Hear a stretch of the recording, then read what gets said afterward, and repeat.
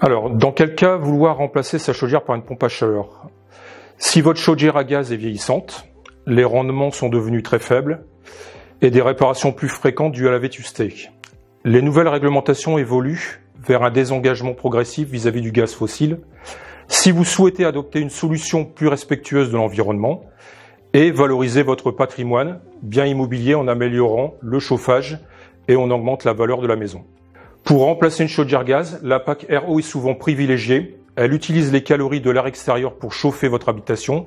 Elle réduit considérablement les émissions de gaz à effet de serre. Pour remplacer sa chaudière, il est nécessaire de contacter un ou plusieurs professionnels, de préférence certifiés RGE.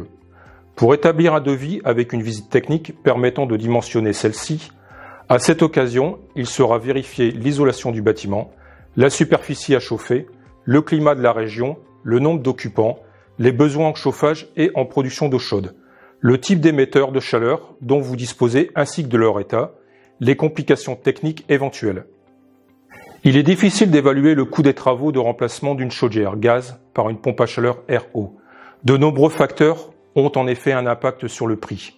Le modèle, la marque et la gamme de la PAC, la technologie, la puissance et le dimensionnement, le coût de la main-d'œuvre, l'état du système préexistant et la nécessité ou non de changer la distribution et les émetteurs radiateurs. Les estimations sont entre 12 000 et 23 000 pour un pavillon en fonction de la complexité. Les aides d'État auxquelles vous avez potentiellement droit sont MaPrimeRénov', MaPrime coup de pouce chauffage, les dispositifs des C2E, la TVA réduite et les prêts à taux zéro. Les points de vigilance sont, avant de changer de système de chauffage, il est nécessaire de commencer par rénover l'isolation du logement. La puissance ou le dimensionnement de la PAC dépend en effet en partie de l'état de l'isolation. Dans le cas d'une mauvaise isolation, la puissance de la PAC devra être très importante, ce qui implique un coût élevé à l'achat, et les performances de la PAC seront limitées ainsi que les économies d'énergie. Pour un confort thermique idéal et des dépenses de chauffage limitées, renforcez l'isolation pour diminuer les déperditions. Demandez un audit énergétique à un professionnel reconnu, garant de l'environnement. Adaptez des émetteurs, les PAC RO sont compatibles avec les radiateurs basse température et les planchers chauffants.